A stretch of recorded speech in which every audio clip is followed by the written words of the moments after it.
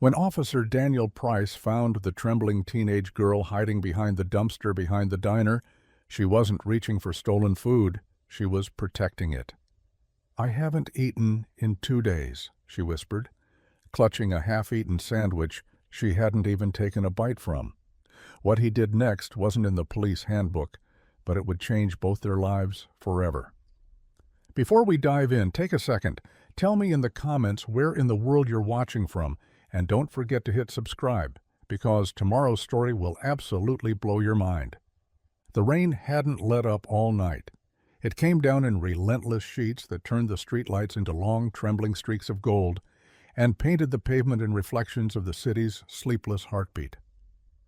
Officer Daniel Price sat in his patrol car, one hand wrapped around a half-finished cup of coffee gone cold, the other tapping the steering wheel to a rhythm he didn't realize he was making. It was supposed to be an easy shift, last patrol before heading home to his daughter, Emma. But dispatch crackled through the radio, sharp and indifferent. "Unit 7-13, possible petty theft, rear of Mel's Diner. Respond." Daniel sighed, flicked on his lights, and pulled out of the quiet street. Mel's was one of the few places left in the city that still smelled like old coffee and second chances. The kind of place that never locked its doors because it didn't need to.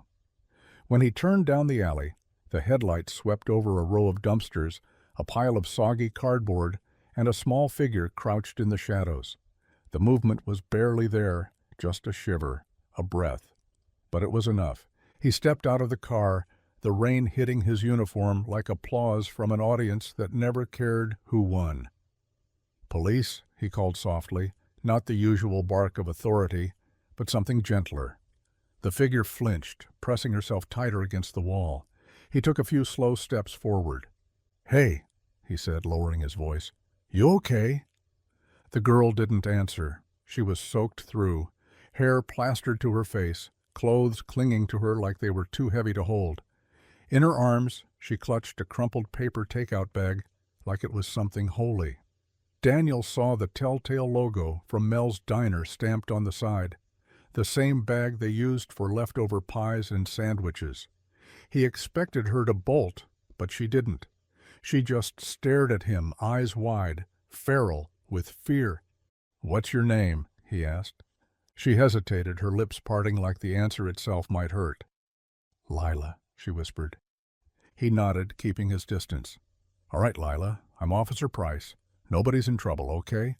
Just need to know what's going on." Her fingers tightened on the bag. "It was in the trash," she said, voice trembling. "I didn't steal it." Daniel swallowed hard. The rain fell harder now, pooling at their feet. He took off his cap, running a hand through his damp hair. There was protocol for this. Everything had a process, a form, a number. But none of that mattered when he saw her hands shaking, not from guilt but hunger. "How long since you've eaten?" he asked. She looked down, then up, as if doing the math was harder than saying the truth. 2 days, she said finally, the words small, almost swallowed by the rain. Something in him stilled. He'd seen desperation before, addicts, runaways, the quiet kind of suffering that lived between police reports. But this wasn't a crime scene. It was a confession. And there was nothing in his badge or training that prepared him for a 16-year-old who looked like she'd forgotten what kindness felt like. He could have called it in, followed the book.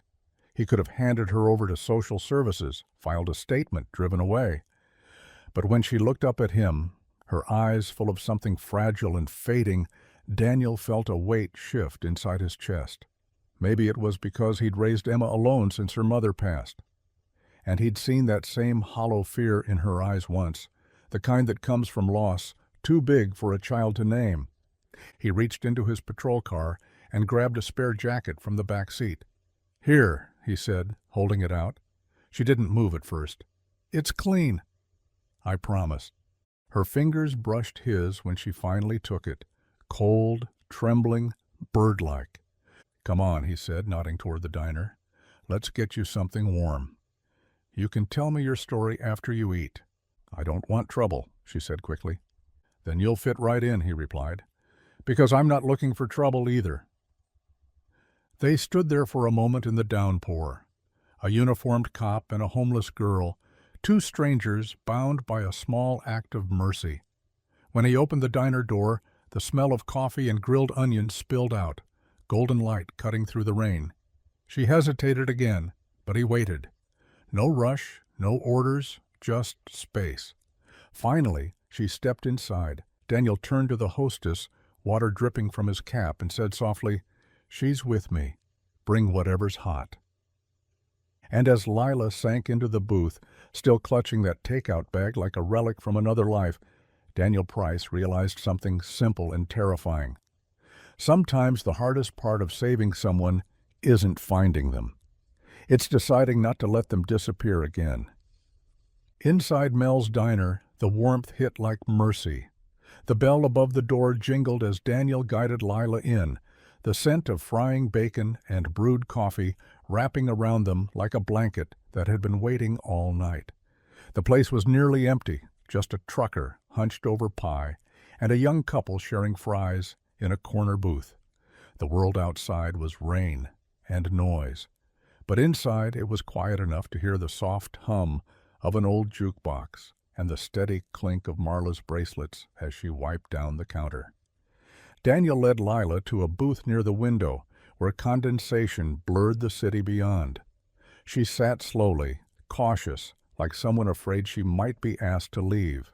Her fingers still clutched the paper takeout bag she'd found earlier, wrinkled and wet, the grease stains spreading like bruises across the paper. He gestured for her to hand it over, but she shook her head. He didn't push. Marla came over with a notepad tucked behind one ear. "Late-night hero again, huh, Officer Price?" she teased, her eyes flicking to Lila, then softening instantly. "What'll it be, sweetheart?" Lila looked down at the menu but didn't speak. Her lips moved slightly as though she was reading to herself, maybe counting numbers she couldn't believe. Daniel smiled gently. "Start her off with hot cocoa," he said. "And whatever's easy. Eggs, pancakes, toast, just food." Marla nodded. "Got it." She returned a moment later, setting down a steaming mug. "Extra whipped cream," she whispered. "That's the secret." Lila wrapped her hands around the mug, her knuckles white from the cold. The heat from it seemed to climb up her wrists, thawing her inch by inch. She didn't sip right away. She just stared into it as if she had to remind herself it was real. When she finally took a drink, her eyes fluttered closed for half a second, and Daniel looked away to give her that small moment of privacy. He didn't ask questions. Not yet. He'd learned long ago that silence was sometimes the safest kind of space you could give someone. So he just sat there, letting the diner's hum fill the air between them. The rain outside softened to a drizzle, tapping gently against the glass, like a metronome for a heart, slowly remembering how to beat. When Marla came back with a plate piled high, scrambled eggs, toast, sausage, and pancakes, Lila stared at it like it was too much. Her eyes flicked to Daniel's face, waiting for permission. He nodded once, and she began to eat. Not fast, not desperate, just deliberate. Each bite careful, measured, like she didn't trust the food to stay long. Daniel could see the faint tremor in her hand as she lifted her fork, the way she paused after every few bites, as though to make sure no one was watching. But he wasn't watching to judge. He was watching to remember how easy it was to forget what hunger looked like when you hadn't been starving yourself. Between bites, she spoke, her voice quiet, cracked around the edges. "My mom's gone." She didn't look up. "She got sick last year. After that, my stepdad started bringing people over, men. They laughed a lot, drank a lot. I didn't like the way they looked at me." Daniel's hand stilled on the table. He didn't ask more. He didn't have to. Her eyes told the rest. "So you ran," he said softly. She nodded. "Didn't pack much, just left." She took another bite, then another, as though the talking made her hungrier. Didn't think it'd be this hard to stay gone. Daniel exhaled through his nose, the guilt sitting heavy in his chest. His daughter Emma was 14, 1 year younger than Lila. He thought of her sleeping in her room at home, safe under blankets that still smelled faintly of her mother's perfume. He imagined what it would take for that safety to vanish, how quickly the world could turn cruel if no one was watching. "You got anyone else? Family?" he just asked. Lila shook her head. "Just me." For a long while neither spoke. The rain had stopped completely now, leaving only the sound of the ceiling fan's steady whir. Daniel watched her finish the last of her meal, wiping her mouth on a napkin like she didn't want to waste even that small kindness. When the plate was empty, she leaned back slightly, eyes half closed from exhaustion. "Thank you," she whispered. Daniel nodded once. "You're welcome." He could have called CPS right then, could have followed every rule he'd sworn to uphold, but when he looked at her, small, worn, and still trying to disappear even while sitting in plain sight, he knew what kind of night this was. It wasn't about paperwork, it was about humanity.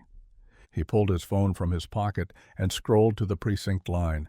The call connected. "Price here," he said quietly.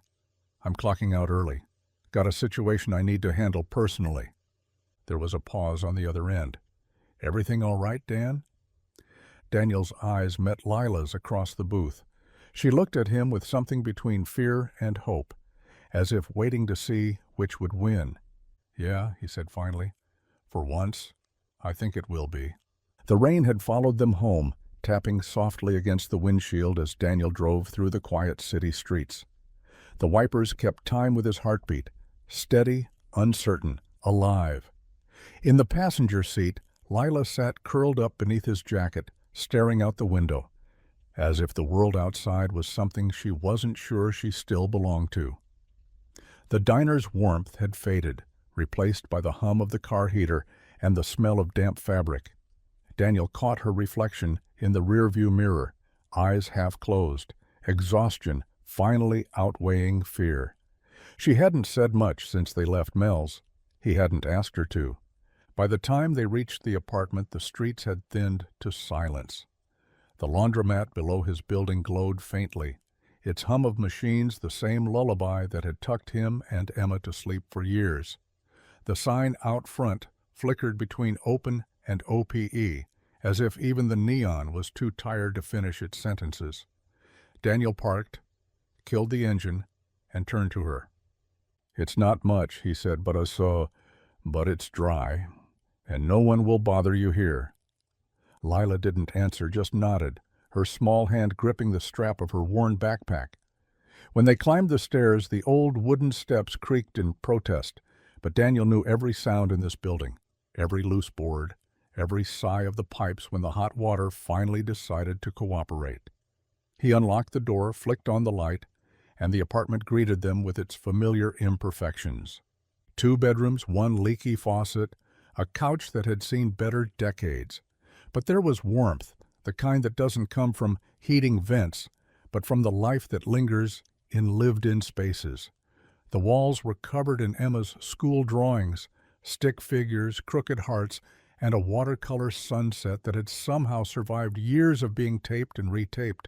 There was even a small piano keyboard in the corner, dusty but loved. Lila hovered near the doorway, unsure whether to step fully inside. "You can stay in the spare room," Daniel said gently. "It's not fancy, but it's yours for now." Her voice was barely a whisper. "Why are you helping me?" He paused, searching for an answer that didn't sound like pity. "Because someone should have helped you sooner," he said quietly. Then, after a beat, "And because my daughter's asleep in the next room, and I'd want someone to do the same for her." From down the hall came a soft shuffle. A door opened halfway, and a small voice asked, "Dad?" Emma stood there, hair tangled from sleep, eyes squinting under the hallway light. "Who's she?" Daniel hesitated, then smiled faintly. "Someone who needs a warm place to sleep."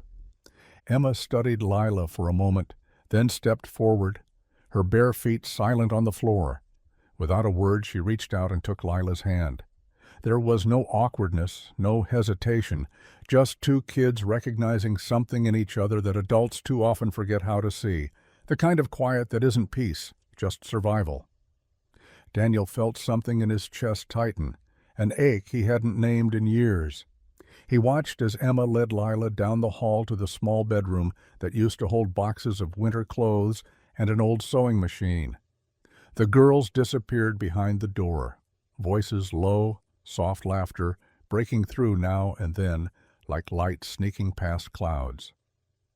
Later, when the apartment settled into silence, Daniel sat by the window with a cup of coffee gone cold. Outside, the city stretched out, neon signs reflected on wet pavement, headlights smeared into lines of gold. From up here, it all looked gentler than it really was. He thought about the department, about regulations and reports. He thought about how tomorrow morning someone would ask where he'd been, why he hadn't filed a statement. They'd remind him that good intentions didn't change policy, that every action had a line he wasn't supposed to cross. But sitting there, listening to the faint murmur of two girls breathing steady in sleep, he realized something simple. His conscience and his badge had been fighting for years, and tonight, for once, they were on the same side. Daniel rubbed a hand over his face, feeling the weight of both exhaustion and peace. The rain had finally stopped. The city outside still buzzed with its restless rhythm, but in this small apartment above the laundromat, there was a stillness he hadn't felt in years. He stood, checked the lock on the door, then peeked into the spare room. The two girls were asleep, Emma curled under her blanket, Lila on top of hers, the borrowed hoodie pulled tight around her shoulders. Emma's hand rested close enough that it brushed Lila's arm. Neither of them moved. Daniel lingered for a moment, then whispered to the quiet room, "You're safe now." And maybe, just maybe, so was he. Morning came too soon, the kind of morning where the sunlight feels more like interrogation than comfort. It poured through the blinds in thin, golden lines, cutting across Daniel's worn-out kitchen table and the pile of paperwork he'd left untouched. The smell of coffee filled the apartment, bitter and necessary. He stood by the counter, mug in hand, his badge resting beside the toaster like a reminder of the lines he had crossed only hours ago. His phone started buzzing before he even took a sip. Once, twice, then again. By the fourth call, he knew what it was about. He didn't need to check the screen to recognize the rhythm of consequences. "Price," he answered, his voice low. "Dan, what the hell were you thinking?" It was Mike, his partner of 8 years, the kind of guy who followed rules like they were scripture. "I just got off the phone with the captain. You can't just take a runaway home. That's not how this works." Daniel rubbed his eyes. "She had nowhere else to go, Mike." "That's not the point." "No, that's exactly the point." There was a pause on the other end, the kind where friendship meets protocol and doesn't quite know which side to land on. "Look," Mike said finally, softer now, "you know I get it. You've got a good heart, but CPS is already asking questions. They're saying she should have been placed in a shelter last night. You're not her guardian, Dan. This could get messy." Daniel looked toward the hallway. The door to the spare room was cracked open, and faint laughter drifted through. He caught sight of Lila, sitting cross-legged on the floor, Emma beside her, their heads bent over a puzzle that had been collecting dust for months. The same one he and Emma used to do when the house still echoed with a woman's voice. He lowered his tone. "You ever see a kid eat like she hasn't done it in days, Mike?" "I've seen a lot of things," his partner replied, his voice tight. "But good intentions don't stop investigations. You've got to call it in, file the paperwork. Promise me you'll do it right this time." "Yeah," Daniel said quietly. "I'll take care of it." He hung up before Mike could respond. The silence that followed felt heavier than the conversation. By mid-morning, his captain's voicemail filled the phone, stern, procedural, full of words like liability and due process. Then came a message from Child Protective Services, polite but sharp-edged. "We need to confirm the welfare of the minor currently in your care, Officer Price."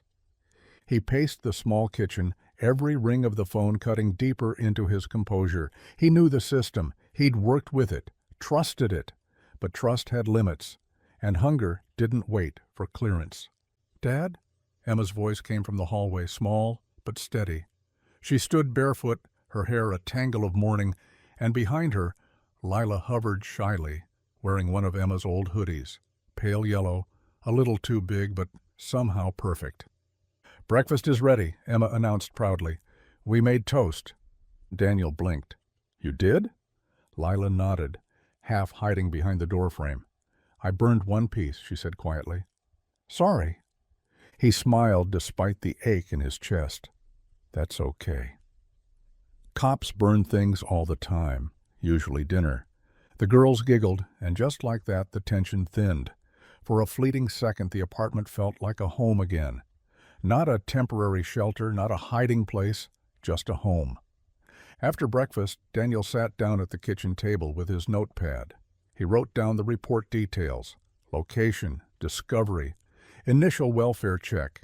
He'd send it in later, he told himself. Just not yet.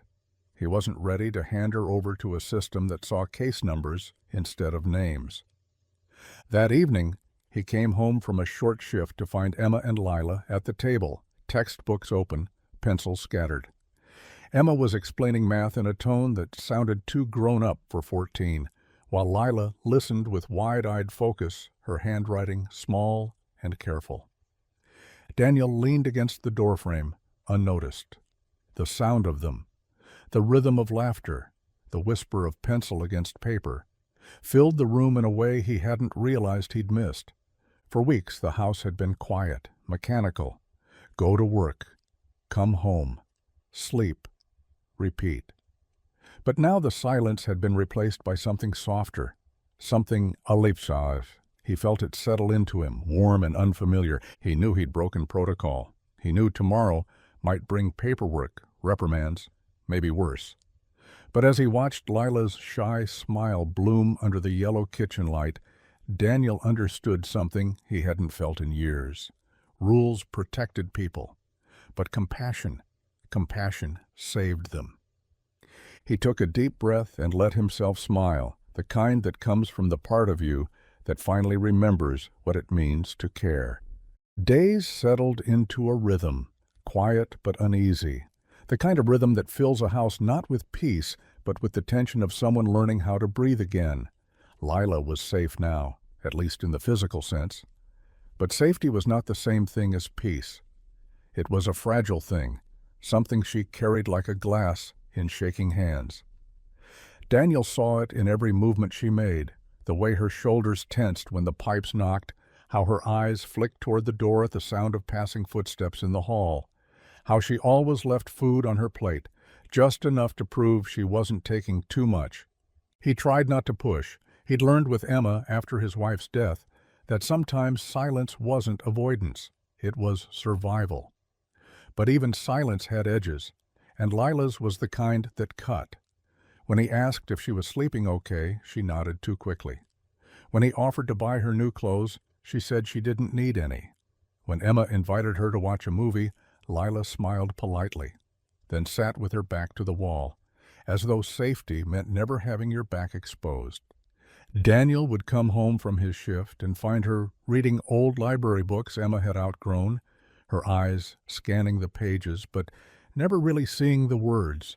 The TV would hum softly in the background, some late-night rerun filling the space where conversation should have been.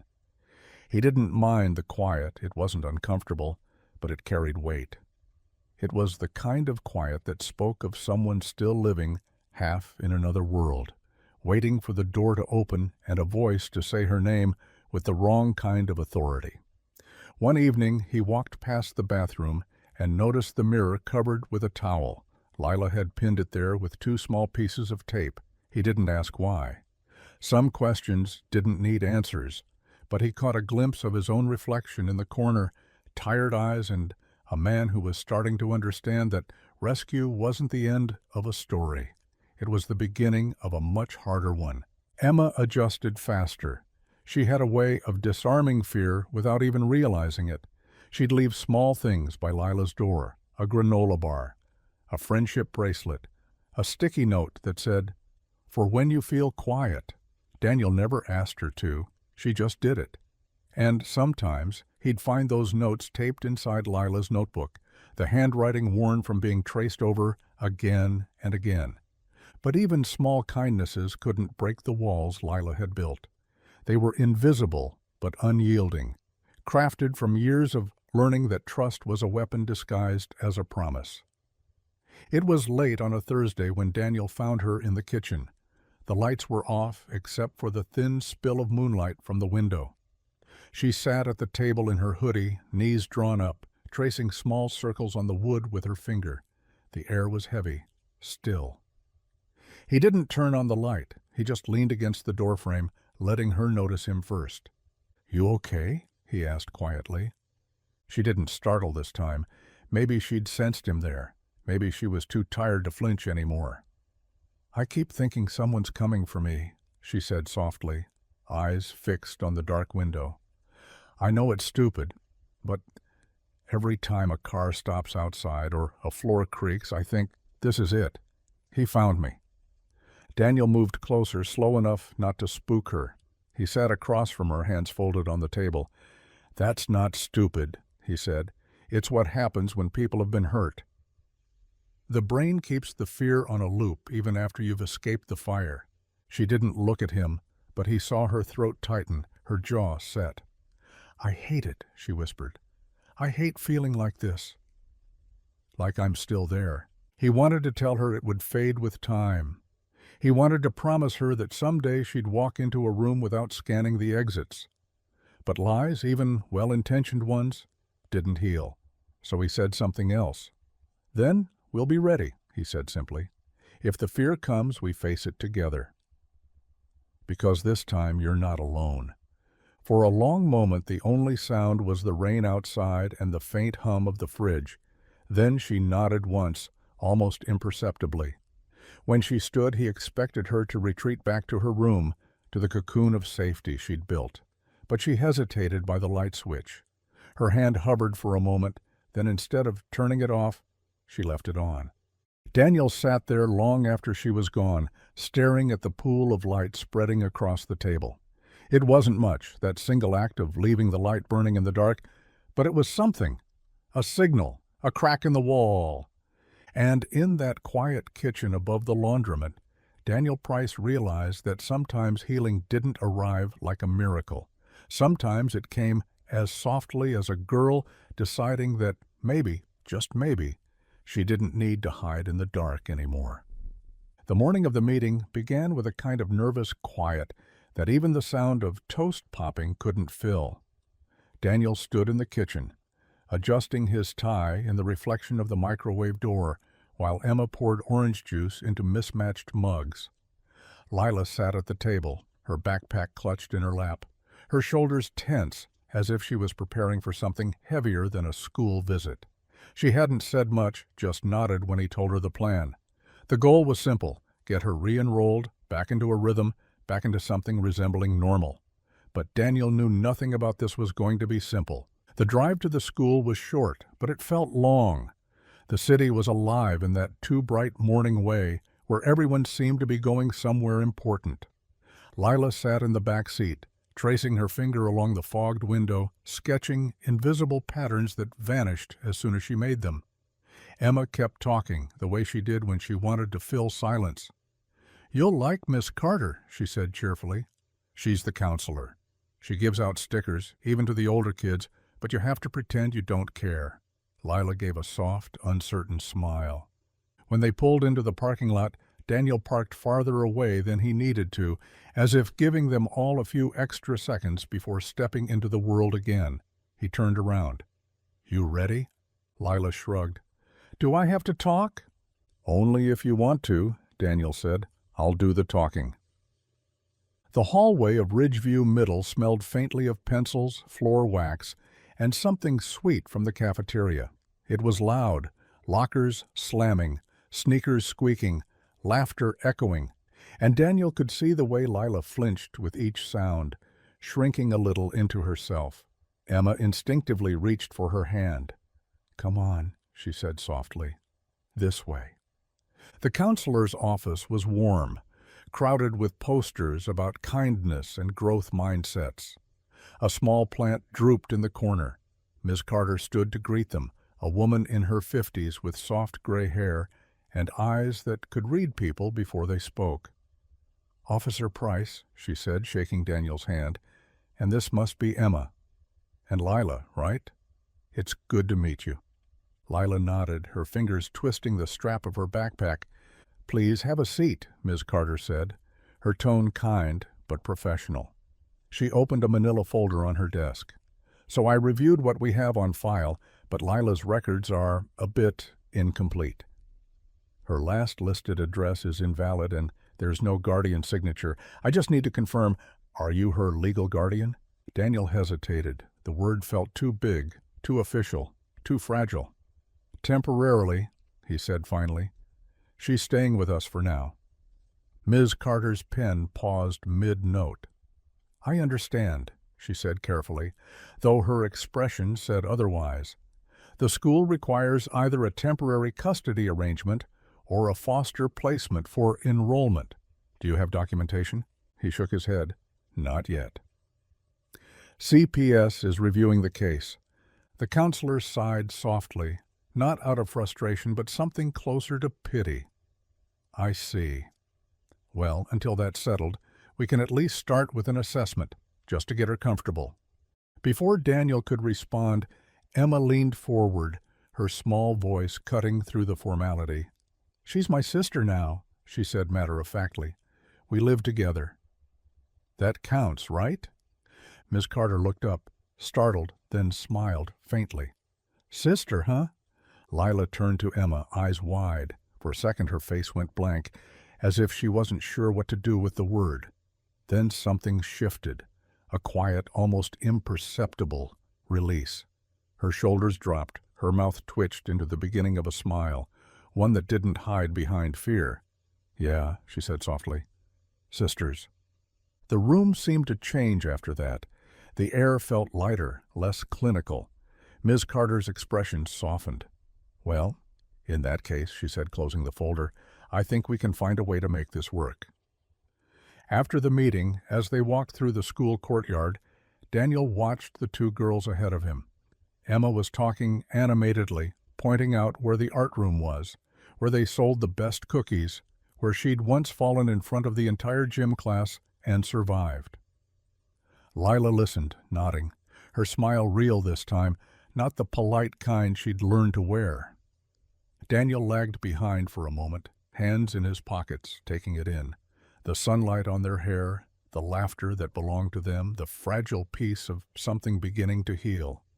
He knew there would be more meetings, more forms, more rules waiting to trip him up. But in that moment, none of it mattered.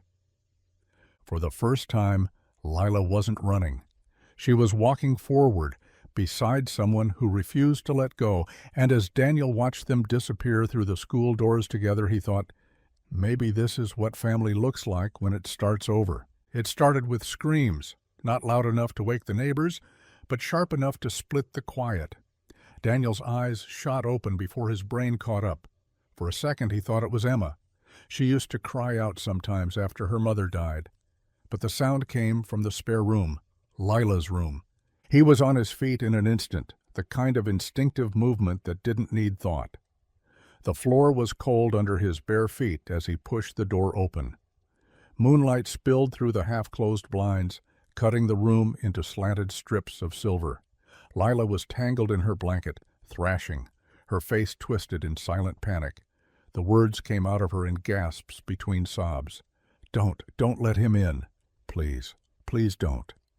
Daniel knelt beside her bed. Hey, he whispered, his voice rough from sleep. "It's okay, Lila. You're safe. It's just a dream." But she didn't hear him. Her hands clawed at the sheets as though trying to push something away. He reached out carefully and took her wrist. "Lila," he said, firmer now. "You're safe. Wake up." Her eyes snapped open, wild and glassy, her chest heaving. For a heartbeat, she didn't see him. She saw something else, someone else. Her body tensed, ready to run. Then recognition settled in, slow and uncertain. She blinked, her breathing uneven. "He was here," she whispered. I saw him. Daniel shook his head softly. No one's here, just me. She looked around, the room quiet except for the ticking of the old clock on the dresser. The shadows were still, the air still heavy with fear. Slowly, the trembling in her hands began to ease.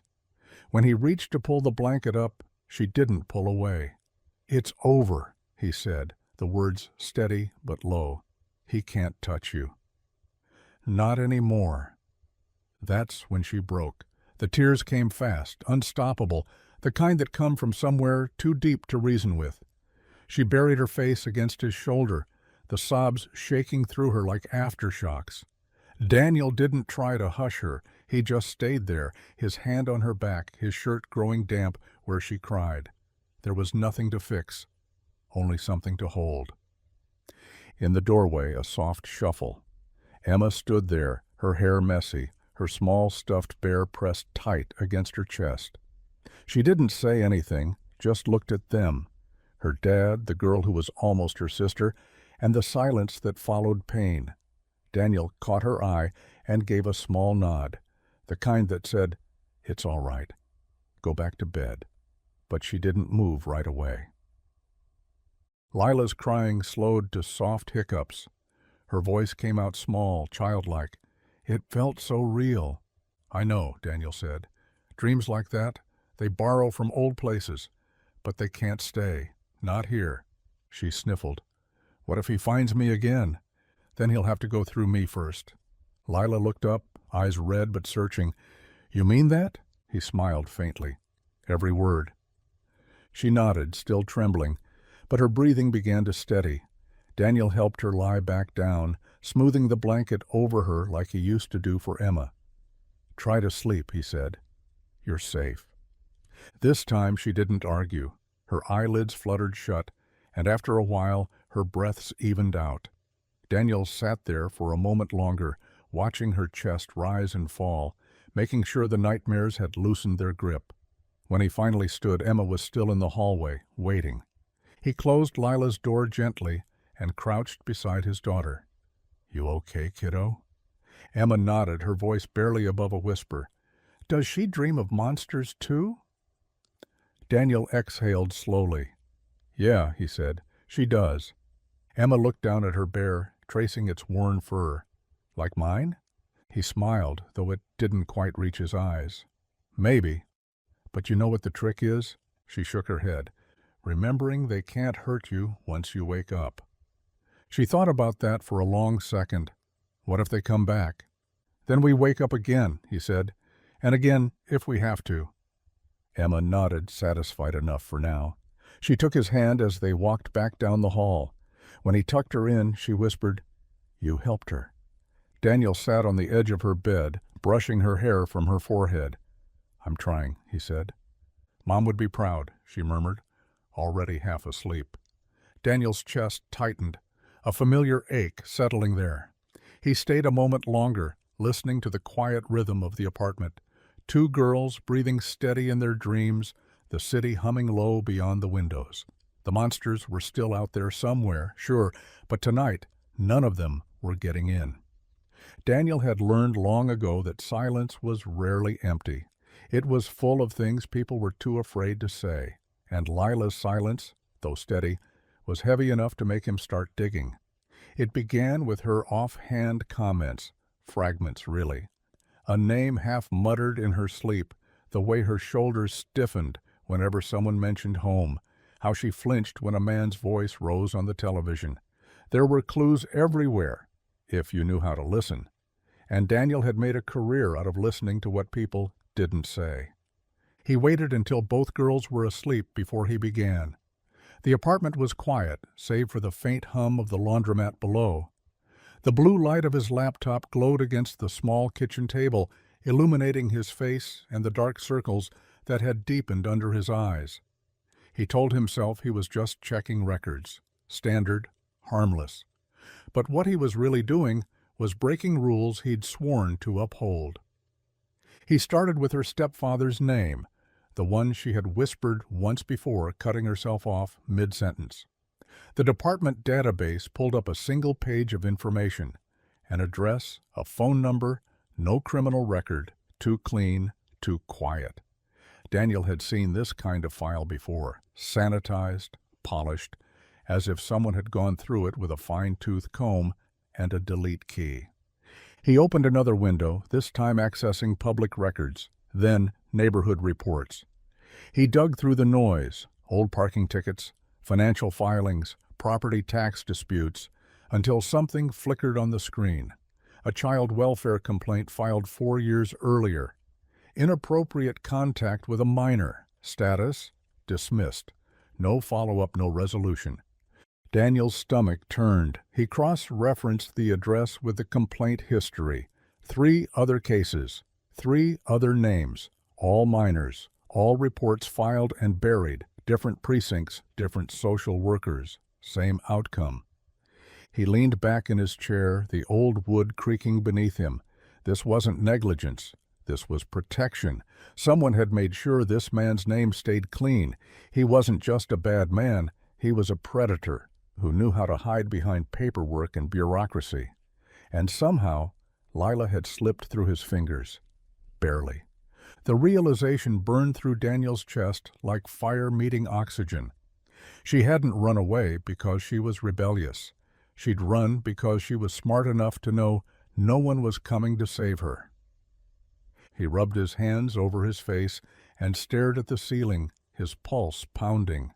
He thought of Lila's nightmares, the way she'd cried out, "Don't let him in." He thought of the towel over her mirror, the flinch in her shoulders every time she heard the word home. It all made sense now, too much sense. He should have stopped there, should have filed a report, passed it along to the proper channels, gone back to pretending the system worked the way it was supposed to. But when he looked at the small bedroom down the hall, where 2 girls slept in fragile peace, he knew the truth. The system was never meant to protect kids like Lila. It was meant to forget them quietly. He slipped on his jacket and drove. The city was still awake, restless under its own neon heartbeat. He parked 2 blocks from the station, just out of range of the security cameras, and sat there in his patrol car, the engine idling low. Rain began to tap against the windshield, soft at first, then steady. He pulled out his phone and scrolled to the number of his old contact in internal affairs, someone who owed him a favor from years back. His finger hovered over the call button. If he made the call, there'd be no turning back. It would mean reopening a closed case. It would mean attention, scrutiny, and the kind of backlash that could strip him of everything: his badge, his pension, his reputation. He thought of Emma, of Lila, of what it would mean if he did nothing. He pressed the button. When the voice on the other end answered groggily, Daniel's words came out calm, deliberate, like someone reciting a vow. "I need you to look up a case that never got finished," he said. "Child welfare complaints, multiple minors. The man's name is—" He stopped, took a breath, then said it out loud. The name that had haunted Lila's silence. The contact cursed under his breath. "Dan, do you know what you're asking?" "Yeah," Daniel said. "I know exactly what I'm asking." When the call ended, Daniel sat back, the phone still in his hand, the rain drumming harder against the glass. He knew what would come next: questions, investigations, threats from people who liked their secrets buried deep. But none of that mattered. Not anymore. He looked out into the dark street, the reflection of city lights rippling across his windshield like 100 unanswered prayers. Somewhere behind him, 2 girls were asleep, unaware of the storm he was about to walk into for them. And for the first time in a long time, Daniel Price didn't feel afraid. He just felt sure. The next morning the station felt different, too bright, too loud, too small. The kind of place where truth had a way of echoing in the wrong rooms.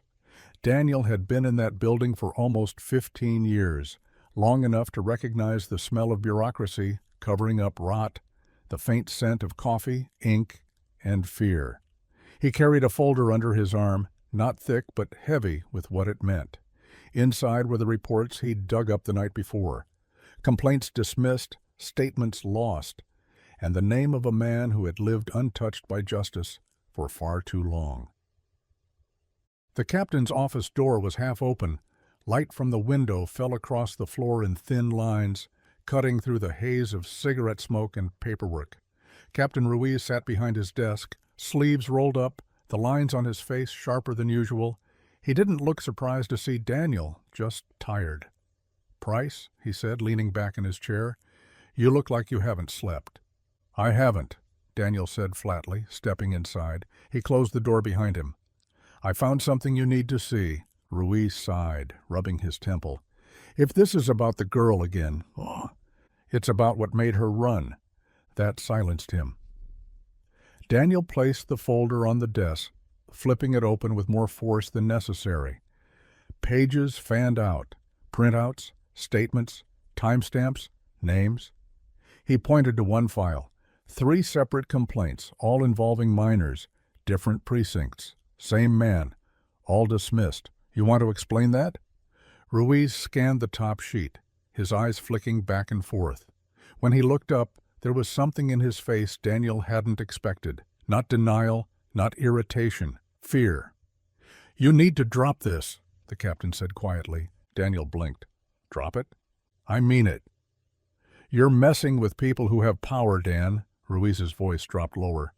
"The man you're trying to go after isn't just anyone. He donates to campaigns, charity foundations. His name's on half the plaques in this city. He's connected, clean, and untouchable." Daniel felt the words hit, each one landing like a weight on his chest.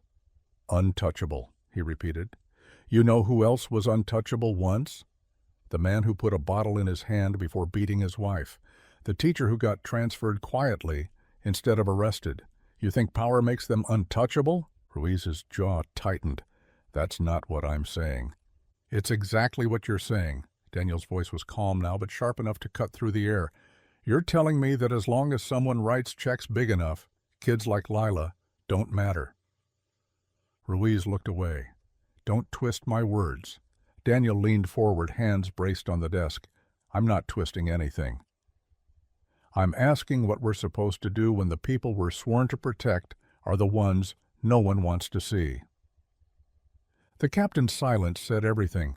Daniel stepped back, his heart hammering hard enough to feel in his throat. "I didn't join this job to keep pretending." "Dan," Ruiz said quietly, his tone shifting from command to pleading, "you've got a daughter. You've got a good record. Don't throw it away for something you can't win."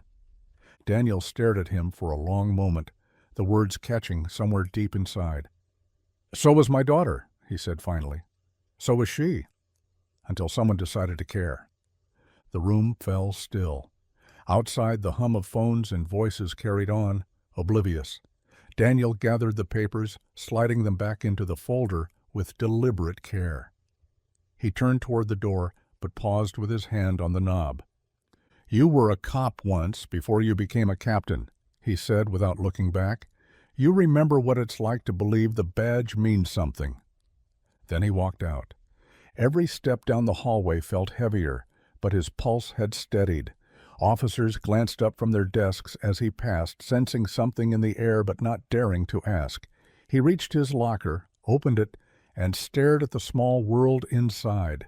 His extra uniform, a photo of Emma as a toddler, his wife's old silver bracelet, still hooked on the keychain she'd given him the year she died. He slipped a single envelope from his pocket, his resignation letter, typed the night before, unsigned. He stared at it for a long moment, the words blurring slightly as exhaustion caught up to him. It would have been easy to hand it in, to walk away, to let the system swallow the truth again. But as he stood there, he thought of Lila's face the night of her nightmare. The fear, the trembling, the quiet strength it took just to keep breathing. He thought of Emma's voice when she'd called her sister. Daniel folded the letter back into his pocket.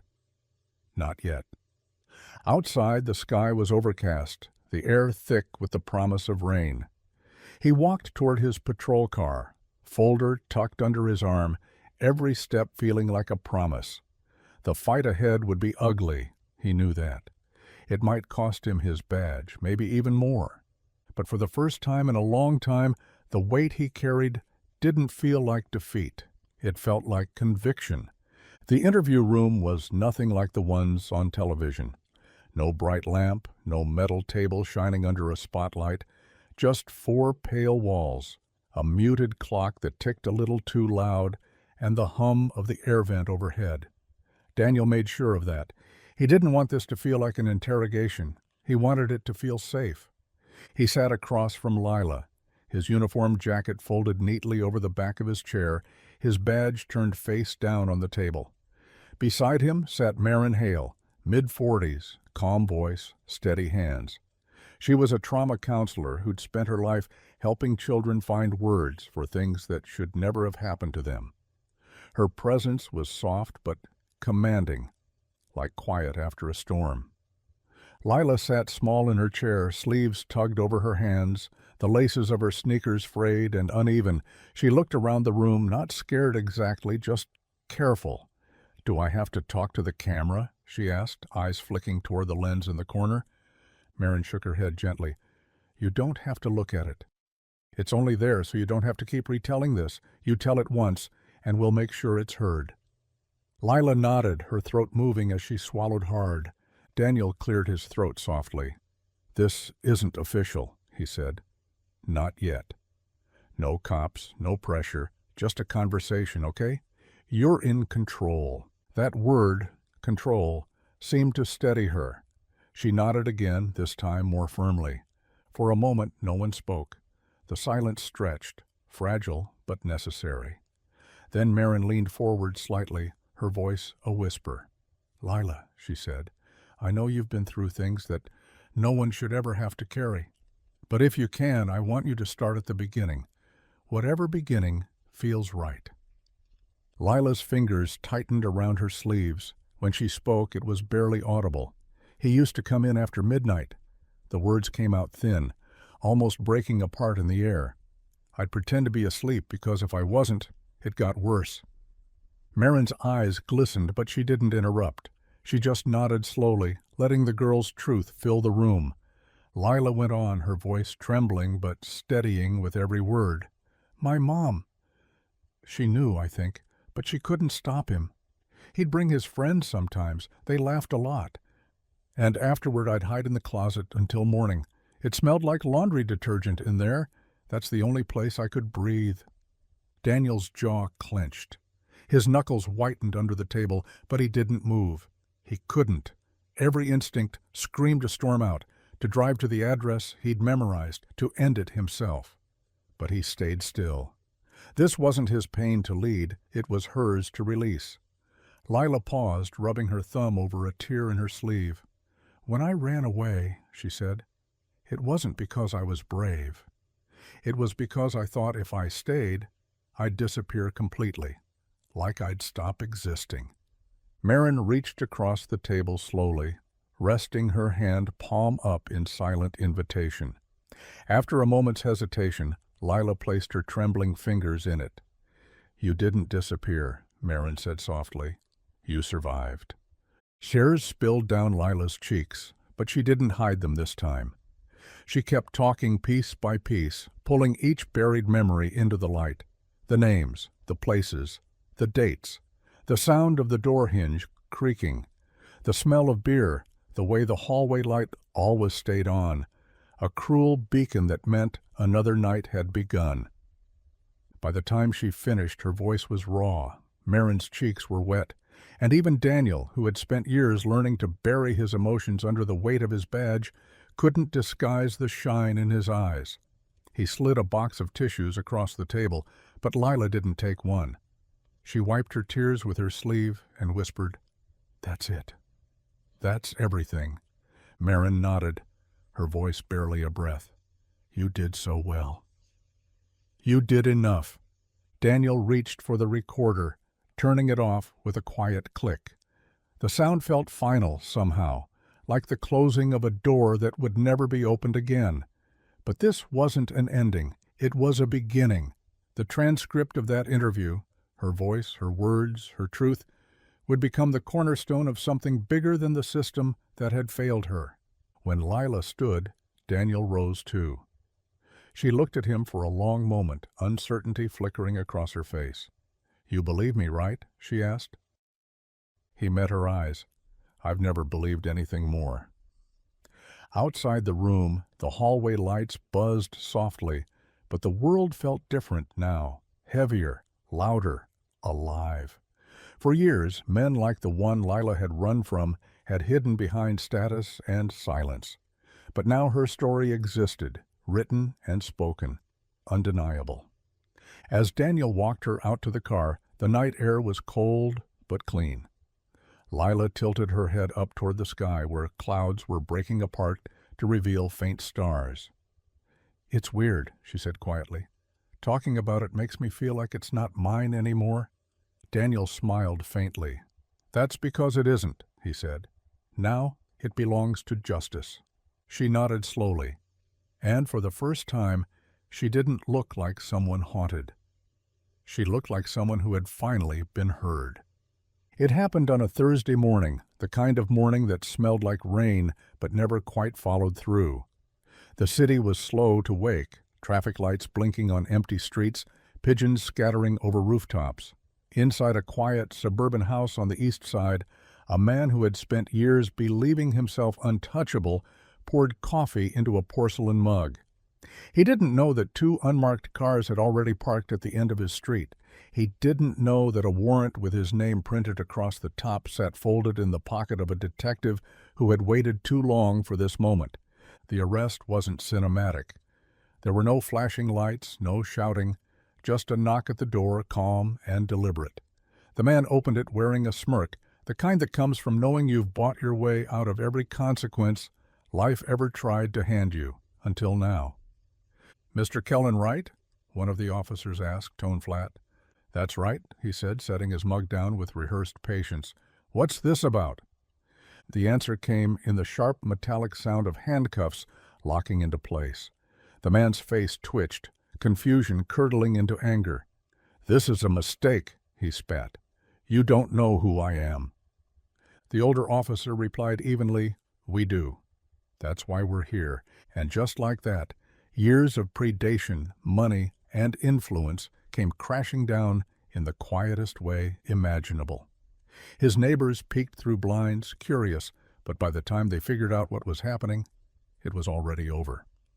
The officers led him out without a struggle, his arrogance beginning to crack under the weight of reality. Daniel didn't see any of it. He was home, standing in his small kitchen, the smell of butter and syrup drifting through the air. A stack of pancakes steamed on the counter beside a bowl of strawberries Emma had cut up herself. Lila sat at the table, helping Emma with her homework, pencil tapping softly against paper. It was a moment of peace so rare he almost didn't trust it. His phone buzzed on the counter. He wiped his hands on a towel and glanced at the screen. The message was from Mike, just one word: done. For a second, Daniel didn't move. The room seemed to still around him. He stared at the message, the letters simple, ordinary, but behind them was everything. The late nights, the interviews, the fear, the fight with his captain, the sleepless waiting. He set the phone down slowly, exhaling a breath he hadn't realized he'd been holding for weeks. Then he placed the spatula on the counter, leaned both hands against the edge of the stove, and whispered to no one in particular, "You're safe now." It wasn't a prayer. It wasn't even relief. Not exactly. It was a promise finally kept. Lila looked up from her math worksheet, noticing something in his face she couldn't name. "Everything okay?" she asked. Daniel turned, his expression softening. "Yeah," he said. "Everything's more than okay." Emma wrinkled her nose. "You're smiling weird." He laughed, a sound that caught him off guard. "Weird good or weird bad?" She grinned. "Good weird. Then I'll take it." He poured syrup over the pancakes, setting plates in front of the girls, listening to the sound of forks and chatter and the small, ordinary noises that make a home feel alive. For so long he'd lived in the aftermath, the cleanup, the broken pieces, the endless duty of mopping up the messes other people made. But now there was something different in the air. It wasn't triumph. It wasn't revenge. It was stillness. The kind that only comes after a storm finally runs out of rain. Later, when the news broke, the anchors would talk about the arrest like it was a headline. Local businessman Kellen Wright charged in child exploitation case. They'd mention his charity work, his political donations, the shocking allegations. But Daniel wouldn't watch. He didn't need to. He already knew the story that mattered. The one sitting at his kitchen table, smiling for the first time without looking over her shoulder. That evening, when he drove the girls to the park, the sun broke through the clouds, spilling gold over the wet grass. Lila ran ahead with Emma, laughter cutting through the air, light and unrestrained. Daniel watched her run, really run, and for the first time since she'd walked into his life, she wasn't running away. He sat on the park bench, hands clasped loosely in his lap, and let himself breathe. The job wasn't done. There would be trials, hearings, and the endless machine of justice grinding slowly forward. But tonight wasn't about that. Tonight was about the quiet victory of knowing a door had closed for good. Behind him, his phone buzzed once more. Another message from Mike. "Hell of a day, Price." Daniel smiled, typing back 2 simple words. "It's about time." Then he put the phone away and looked toward the girls, their laughter ringing out across the open field. The wind carried the sound to him, soft and certain, like a song the world had been waiting too long to hear. It started with a video no one was supposed to see. Someone from Mel's Diner, a night manager maybe, or a kid on dish duty who'd been cleaning out old security files, found the footage on a hard drive, grainy but clear enough to tell the story. The timestamp showed 1:12 a.m., weeks ago. The camera overlooked a small corner booth, one washed in amber light. The video had no sound, but it didn't need it. In the footage, Daniel sat across from a thin, rain-soaked girl, clutching a cup of cocoa like it was a lifeline. He didn't ask her anything. He didn't take notes. He didn't wear his authority like armor. He simply slid his plate of pancakes across the table, said something quiet, and waited. The girl hesitated, then took a small bite. He smiled. Not a big smile, just the kind that makes the world feel safe again for a second. The footage ended with her looking up at him, her shoulders softening. The caption, added by whoever posted it, read, "This is what humanity looks like." No one expected it to explode, but by sunrise it had. By noon it had crossed platforms, reaching millions. Hashtags bloomed like wildfire. Hashtag Compassion Cop. Number sign, kindness still exists. Number sign, her name is Lila. Local news stations replayed the video in slow motion, voiceovers swelling with sentiment. "In a world full of division," one anchor said, "sometimes a single meal can remind us what we're capable of." By the end of the day, Daniel's phone wouldn't stop buzzing. Messages from strangers, colleagues, reporters, and people he hadn't spoken to in years flooded his inbox. His captain called first, voice sharp with exhaustion and disbelief. "You realize you're on national television right now?" Daniel pinched the bridge of his nose. "For what, feeding someone?" "For being the kind of cop people actually like, Fuss," Ruiz muttered. "Enjoy your 15 minutes, Price. Just don't say anything stupid to the press." Daniel didn't intend to say anything at all. He wasn't a man built for cameras or headlines. He'd done what he'd done because it was the right thing, not a performance, not a message. But the world didn't care about intention. It cared about story. By the second night, news trucks had parked outside the precinct. Someone taped handwritten notes to the door. "Thank you for reminding us kindness still matters." Coffee shops started offering compassion specials. One kid even painted a mural downtown, Daniel and Lila, at that same diner table, a halo of light around them, the words "Be like him" scrawled above. Daniel hated it. He couldn't explain why exactly, but maybe because the same system that ignored kids like Lila was now applauding him for feeding one. Maybe because he wasn't a hero, just a man who couldn't stomach the thought of walking away. But Lila, she loved it. Emma showed her the comments, the videos, the stitched clips of strangers crying as they watched. People shared their own stories of being helped by strangers, of being seen when they'd felt invisible.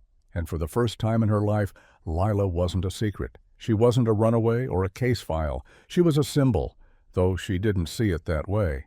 To her, it was simpler. "They believe me now," she said one night, scrolling through her phone. "They believe I'm real."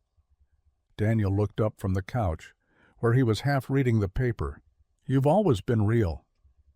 She shook her head gently. "Not like this. Before, I could have disappeared, and no one would have noticed.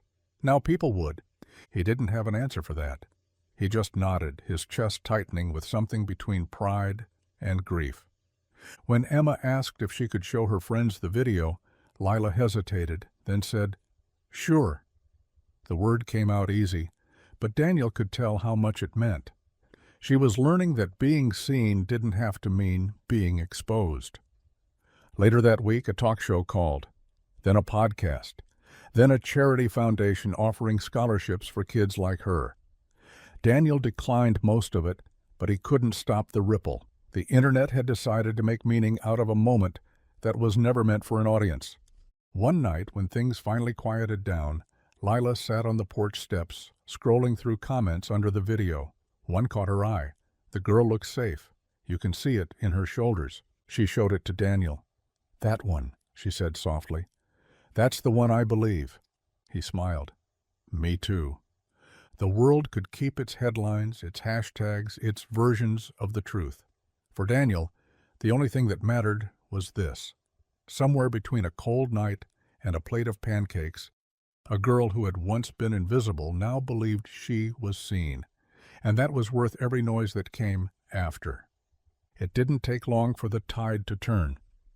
At first it was all light, praise, interviews, talk show, invitations. Daniel had spent 2 decades serving the public, but this was different. This was fame, and fame had teeth.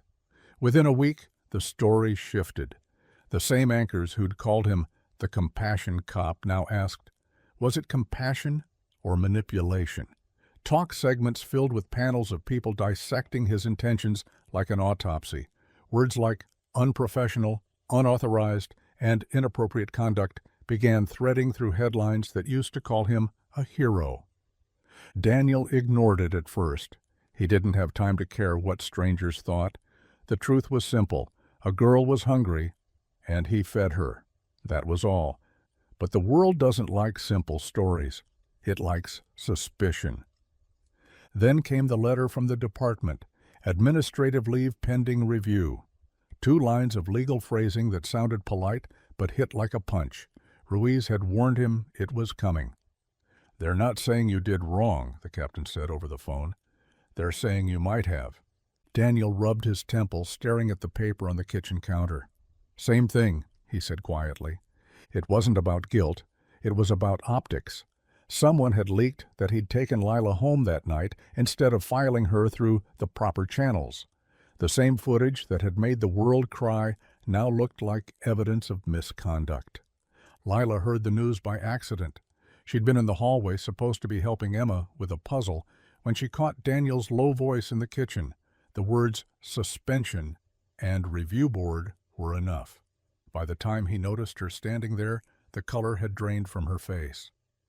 That night, she didn't come out for dinner. When Daniel finally knocked on her door, there was no answer. He pushed gently, finding her sitting by the window in the dim light, knees pulled to her chest, staring out at the streetlights below. Her untouched plate of food sat on the dresser, the steam long gone. "They're wrong about you," she said without turning around. Her voice was flat, hollow, in a way he hadn't heard since the night he met her. "They'll forget me, but they'll ruin you." Daniel stepped inside slowly. "No one's getting ruined, Lila." She shook her head. "You helped me, and now you're being punished for it. Maybe if I hadn't—" Her voice broke. "Maybe if I hadn't been there, He crossed the room before she could finish. "Stop," he said softly but firmly. "Don't do that. Don't take their noise. Make it yours." Tears slid down her cheeks, catching the light from the window. "But I broke things," she whispered. "You lost your job because of me." Daniel knelt beside her, resting a hand gently on the windowsill between them. "I didn't lose anything that matters," he said. "The badge, the job, that's not why I did any of this." "Then why?" she asked, her voice barely audible. "Because you deserve to be seen. Because no one should have to earn kindness. And because sometimes doing the right thing gets you in trouble. But that doesn't make it wrong." Lila's breath hitched. "You don't know what they're saying online," he smiled faintly. "I don't need to. The truth doesn't change because people yell at it." She looked down at her hands. "I started eating again because I wanted to feel human. But now it's like I'm back there, like I don't deserve it." Daniel's heart ached at the words. He reached out, not to fix, not to force, just to remind. "Hey," he said gently, "look at me." When she did, her eyes were red and raw. "You're not a story. You're not a symbol. You're a person, and people break. They heal, and they try again." The silence that followed was fragile but real. Outside, rain began to fall against the window pane, soft and steady. Daniel stayed there, crouched beside her, until the tears slowed, until her breathing evened out. Then he stood, walked to the kitchen, and returned with the same plate of food, reheated now, warm and simple. He set it on the windowsill next to her. "You don't have to eat all of it," he said quietly. "Just enough to remember that the world's still kind, no matter how loud it gets." She stared at the plate for a long moment before picking up a piece of toast. Her hand trembled, but she took a bite anyway. Daniel smiled softly. "That's it. That's the headline," he said, voice low. "Not the noise, not the fame. This." She frowned, confused. "What do you mean?" He looked out the window where the rain had turned to mist. "Healing," he murmured. "That's what it was always about." And for the first time in days, the house didn't feel heavy. It just felt human. The knock on the door came on a gray afternoon, the kind of quiet day when the world seemed to pause just long enough to remember to breathe. Daniel wasn't expecting anyone, not anymore. Most reporters had stopped calling after the backlash. The story had cooled, replaced by whatever new controversy had taken its place. But when he opened the door, the woman standing there didn't look like a scavenger. She looked tired, the way truth-seekers often did. "Officer Price?" she asked, her tone calm, almost gentle. "My name's Evelyn Shaw. I'm a journalist with the Post. I'm not here for a quote. I'm here to listen." Daniel hesitated, studying her face for the familiar signs. The quick eyes of someone hunting for a headline, the polite mask of a person pretending to care. But there was none of that. She held a notebook, yes, but not a camera, and her voice wasn't demanding. It was almost respectful. "Come in," he said finally, stepping aside. The apartment was as it always was. Small, lived in, warm with the faint smell of coffee and pancakes. Emma sat cross-legged on the couch, coloring in a school project. Lila was at the table, sketching quietly, her pencil tapping in rhythm to some invisible song. She looked up when Evelyn entered, wary but curious. "I brought cookies," Evelyn said, holding up a small box like a peace offering. Emma grinned immediately. Lila, slower to trust, nodded once. They all sat around the kitchen table. Evelyn didn't open her notebook right away. She asked about school first, about Emma's art project, about the drawing Lila was working on, a sketch of a city at night, lights glowing like tiny constellations. "That's beautiful," Evelyn said softly. "It looks alive." Lila shrugged. "It's how I see it now. Everything used to look dark, but now I see light in the windows." Evelyn smiled, and for a moment no one spoke. The air felt easy in a way Daniel hadn't expected. When Evelyn finally asked about the night at the diner, she didn't push. "You don't have to tell me anything you don't want to," she said. "But I think people forgot what that moment was really about." Lila nodded slowly. "It wasn't about a video," she said. "It was just food. Kindness. I hadn't had that in a long time. Evelyn didn't write immediately. She just listened, really listened, her pen resting still. Emma chimed in then, proudly telling her how Daniel had let Lila stay, how their family got a little bigger and a little louder, but in a good way. Daniel laughed under his breath. Louder's one word for it. By the end of the interview, Evelyn's eyes had softened. "Thank you," she said, standing to leave. "I don't know what the world will do with your story, but I promise I'll tell it right." When the article went live 3 days later, Daniel almost didn't open it. He'd learned that headlines rarely brought peace. But Lila had been waiting by the laptop all morning. "She said it's out," she told him. "The title's kind of nice." He read it aloud. The Girl Who Was Fed. The story wasn't about the arrest, the badge, or even the video. It was about hunger. Not just for food, but for connection, for grace, for the simple reminder that one small act can unearth humanity in a place that's forgotten it. Evelyn wrote about the diner, about the night Lila whispered, "I haven't eaten in 2 days," and about the man who didn't reach for his phone or his badge, only his plate. Within hours, the internet woke up again, but this time it wasn't angry. Comments flooded in. Not arguments, but gratitude. Donations poured into children's shelters, community programs, and trauma recovery centers. Messages came from teachers, foster parents, even former runaways who said they saw themselves in Lila. One letter arrived in a plain white envelope, handwritten in shaky cursive. Daniel opened it at the table that evening while the girls ate dinner. He read it aloud. "You didn't just save her. You reminded the rest of us how to see. You reminded us that kindness doesn't need permission." No one spoke for a while after that. The world outside hummed. Cars, city life, the usual noise, but inside everything was still. Lila leaned her head against Emma's shoulder. "I didn't know people could care like that," she said softly. Daniel folded the letter carefully, setting it beside the others that had started to pile up. "They always could," he said. "They just needed reminding."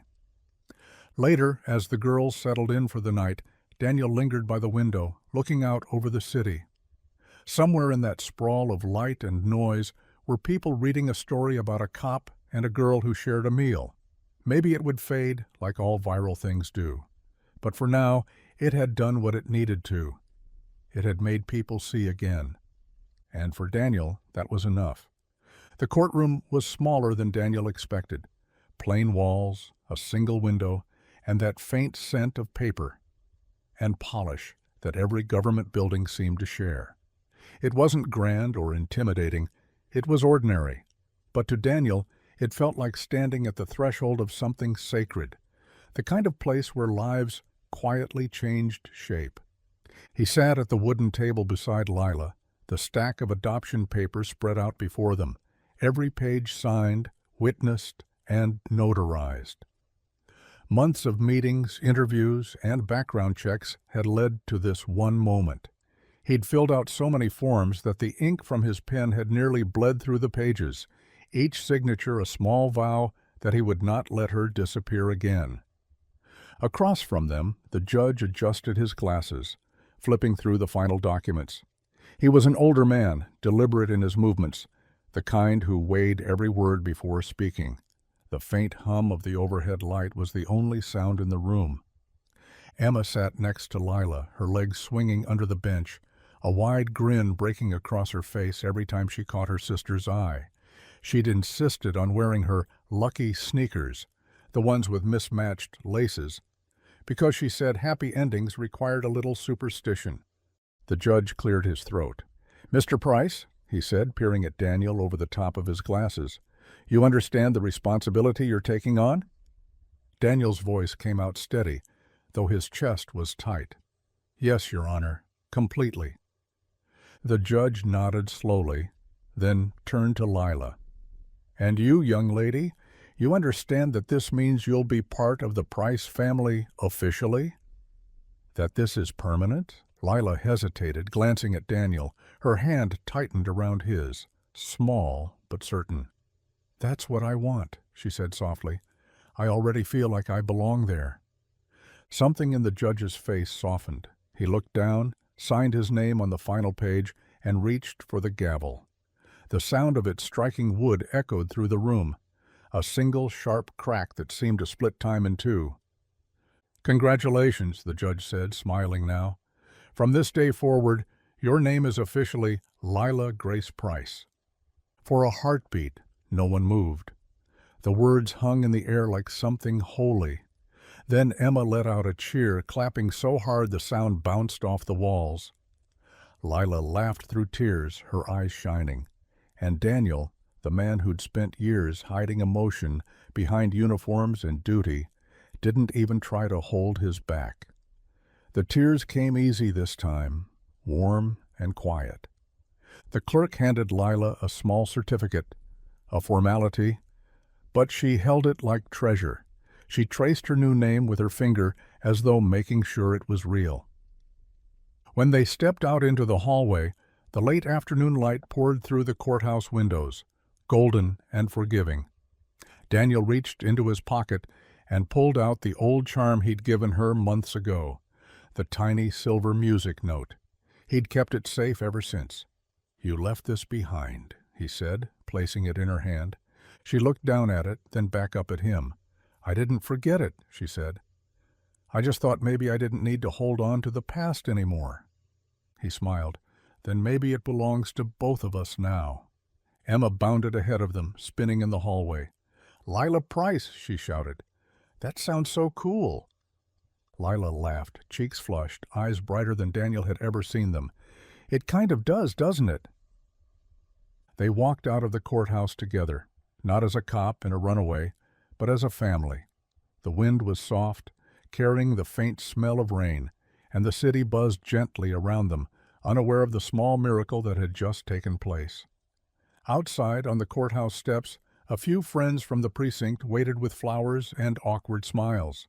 Even Captain Ruiz was there, his expression caught somewhere between pride and apology. "You did good, Price," he said quietly, clapping Daniel on the shoulder. "Real good." Daniel just nodded, unable to find words big enough for the moment. He looked over at Lila, who was laughing with Emma, her new papers clutched to her chest like a promise. For the first time since he'd met her, she didn't look like someone trying to survive. She looked like someone who'd finally arrived. As they walked to the car, Lila slipped her hand into his. No words, just that quiet, steady connection that said everything a sentence couldn't. He squeezed back, eyes stinging again, but this time the tears didn't come from sorrow or guilt or exhaustion.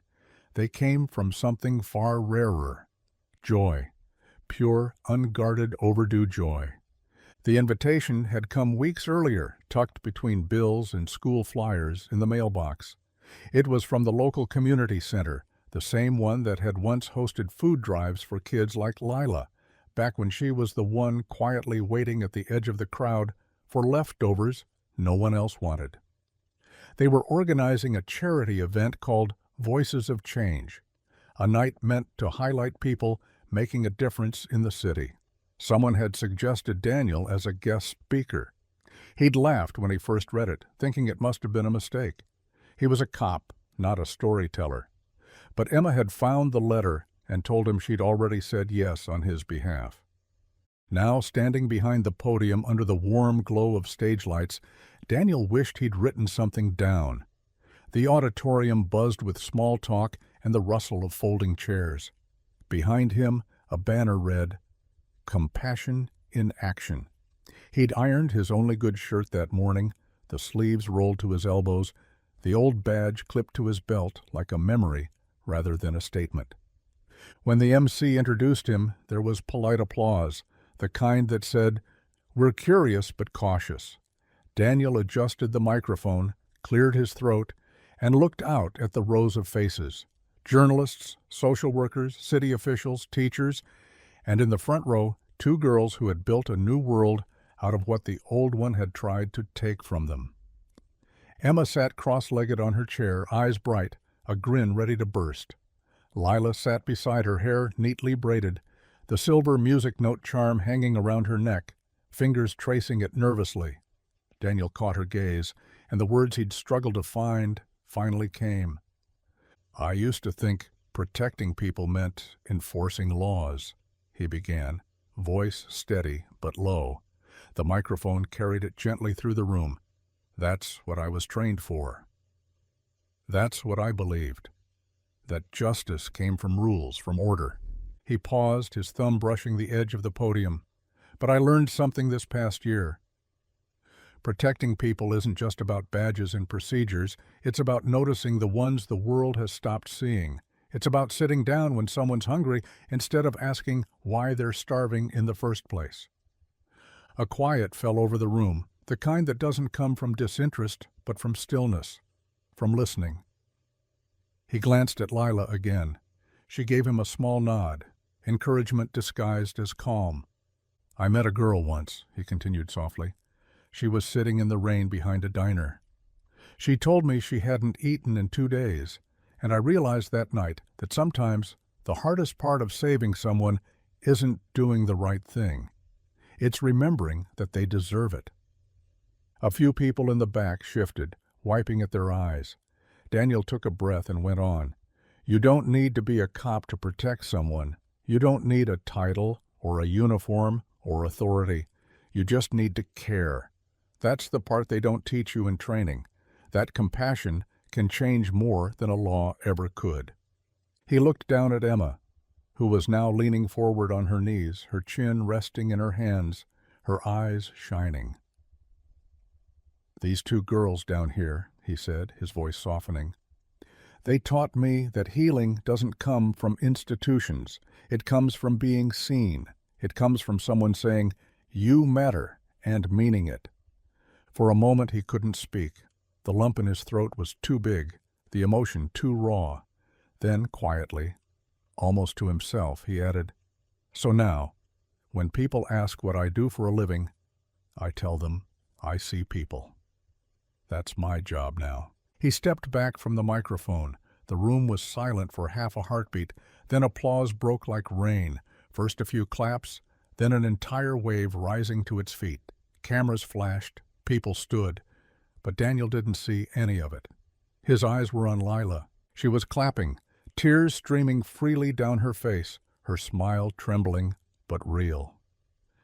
Beside her, Emma cheered louder than anyone, her voice echoing through the hall.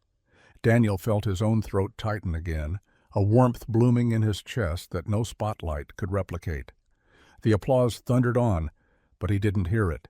The only sound that mattered was the small rhythmic clap of Lila's hands, the sound of a girl who had once been invisible, now seen by the whole world, and by the one man who had promised never to stop seeing her. And for the first time, Daniel didn't look away. The kitchen had become the heartbeat of their little home. It was never spotless, never quiet, never organized the way Daniel used to imagine family dinners should be. There were always crumbs on the counter, flour on the floor, and laughter bleeding into every corner. But it was real. It was theirs. Every Sunday, without fail, they cooked together. Not because they were good at it, they weren't, but because it was the one tradition that belonged entirely to them. Pancakes in the morning, tacos for dinner, or sometimes both, if Emma convinced them. The stove hissed, the music played too loud, and Daniel always forgot something essential, like the salt or the spatula. Lila pretended to scold him for it, but her grin always gave her away. Tonight was no different. The kitchen smelled like caramelized onions and burnt tortillas, and Emma was laughing so hard she could barely breathe. Lila stood at the counter, flipping tacos with the concentration of a surgeon. Daniel hovered nearby, wearing an apron that said, "World's Okayest Cook," a gift from Emma after one too many culinary disasters. "Dad," she said, pointing at the stove, "you're about to set the beans on fire again." He looked over, startled. "That's not fire. That's, enthusiasm." Lila snorted, rolling her eyes. "That's smoke, genius." "Respect your elders," he shot back, and she grinned. It was simple, chaotic, and strangely holy, the kind of night that didn't look like much, but felt like everything. When the food was finally done, they sat at the table together, plates piled high and mismatched cups filled with juice and milk. The table itself was scarred and uneven, a second-hand find. Daniel had refinished himself. It still wobbled slightly when you leaned on it too hard, but it held, just like them. They ate in the comfortable noise of people who had learned to love the sound of belonging. Forks scraping plates, soft chatter, the occasional giggle. Emma talked about her science fair project, something about volcanoes and glitter that sounded suspiciously hazardous. Lila listened, nodding in that quiet, protective way she had, as if she was still learning what sisterhood was supposed to feel like. When Daniel asked how her week had been, Lila shrugged, staring down at her plate. "Therapy was hard," she said. "Hard's okay," he said gently. "I know." She twisted her fork, pushing a piece of lettuce around. "It's just, sometimes I think I should be over it by now. Everyone keeps saying I'm strong, but it doesn't feel like strength. It feels like surviving on autopilot." Daniel didn't answer right away. He'd learned that she didn't need instant reassurance. She needed truth, the kind that wasn't wrapped in cliches. "Can I tell you something?" he said finally. She nodded. "When Emma was little, after her mom died, I used to think healing meant pretending it didn't hurt anymore. I thought if I smiled long enough, it would stop aching. But I was wrong." He paused, looking at her. "Healing isn't forgetting. It's remembering without needing to run from it. It's learning to be hungry again, but this time, knowing someone saved you a seat." Lila looked at him for a long moment, her eyes glassy. Then she whispered, "That's beautiful." Emma leaned over, her voice bright. "Does that mean we're healed?" Daniel smiled, reaching across the table to ruffle her hair. "I think it means we're healing. That's enough for now." The clock ticked softly in the background. The world outside went on, and cars passing, neighbors talking, the city humming its endless tune. But inside their apartment, time seemed to slow. Lila reached for another taco, a small smile tugging at the corner of her mouth. Emma hummed under her breath, inventing some silly song about beans and bravery. Daniel watched them both, his heart so full it almost hurt. The past still lived in all of them. The grief, the nightmares, the scars that didn't always stay quiet. But tonight wasn't about what they'd lost. It was about what they'd built out of the ruins. The plates would be messy, the floor sticky, the air thick with laughter and burnt onions. It wasn't perfect, but it was theirs. And as Daniel leaned back in his chair, listening to the soft harmony of his daughters, one by blood, one by choice, he thought that maybe this was what healing really sounded like. Not silence, not forgetting. Just three hearts at the same table, hungry again, and finally full. The mail came late that day, the way it always did when the weather couldn't make up its mind. The sky hung heavy and undecided, clouds moving like slow thoughts. Daniel sat by the window with his coffee, the one ritual that never changed. Emma was upstairs, already running late for school, but too busy straightening her hair to care. Life had settled into something steady, quiet, imperfect, alive. The kind of peace you don't notice until you remember what came before it. When the mail carrier finally passed, Daniel didn't expect anything important. Bills, flyers, maybe a postcard from a coworker on vacation. But when he sifted through the small stack, one envelope stood out. No return address, handwritten, just his name, Daniel Price. In neat, careful cursive, he recognized instantly. His chest tightened before he even opened it. He sat down at the table, the same worn one, where so much of their story had unfolded, and turned the envelope over in his hands. It was light, but it carried weight. The kind that could only come from someone who had once carried part of your heart. He tore it open slowly, careful not to rip whatever was inside. A single photograph slipped out first, landing face up on the table. The moment he saw it, his breath caught. Lila stood in front of a police academy sign, sunlight on her shoulders, a uniform shirt too big for her frame, but perfect nonetheless. Her hair was tied back, her smile wide and sure, the kind that didn't need anyone's permission. Behind her, the academy building rose like a promise kept. Daniel's eyes blurred before he even noticed the tears forming. He turned the photo over. A folded note was tucked behind it, the paper worn at the edges, creased like it had been carried around before being sent. He unfolded it with shaking hands. The handwriting was familiar, a little more confident now, but still undeniably hers. For every kid who's ever gone unseen, I'm going to be the one who sees them now. He swallowed hard, the words hitting deeper than she could have known. Thank you for the first meal, Dad. And then, at the bottom, 2 small words that undid him completely. Love, Lila. Daniel sat there for a long time, staring at the note, the photograph, the memory of a girl sitting across from him in a diner years ago. Hungry, scared, invisible. He remembered the sound of rain that night, the way she'd held that cup of cocoa with both hands, as if it might disappear if she blinked. He remembered her voice saying, I haven't eaten in 2 days, and how, without realizing it, that sentence had changed everything. He didn't move for several minutes, just sat there in the silence of the kitchen, the only sound the low hum of the refrigerator and the faint rush of wind outside. The edges of the photograph trembled slightly in his hands, not from the air, but from the quiet emotion he couldn't contain. He wasn't proud in the way people talk about pride, not the kind that came with boasting or validation. This was something quieter, purer. It was the ache of seeing someone you love become something you always knew they could be. Emma's footsteps padded softly down the stairs. Dad, she called, half distracted, rummaging for her backpack. Then she saw him at the table, eyes glistening, the photo resting between his fingers. She walked over and leaned in, her hair falling over his shoulder as she read the letter. The words sank in slowly, her lips curling into a small smile.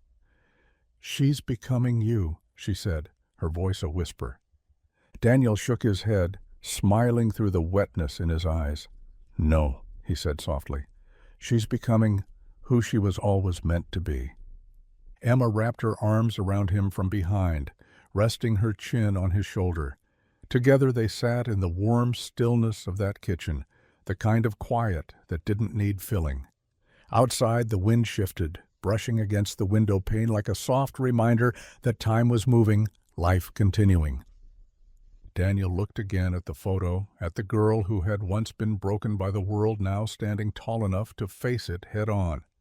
He imagined her stepping into the academy for the first time, shoulders squared, eyes forward, carrying her scars, not as burdens, but as proof that she'd made it through. He placed the letter back in the envelope, smoothing it flat, and pinned the photograph to the refrigerator with a small magnet shaped like a star. For a long moment he just stood there, watching the photo sway slightly in the breeze from the open window. Then he whispered, almost to himself, "You did it, kid." The kettle clicked off behind him, the scent of coffee and sunlight filling the air. And somewhere in a city too big to notice small miracles, one had just quietly come full circle. If this story touched your heart, take a moment to share it. Someone out there might need its reminder today. Tell me in the comments where you're watching from, and don't forget to hit subscribe so you never miss the next story about hope, kindness, and second chances. Until then, stay gentle, stay brave, and never stop seeing the people the world forgets to notice.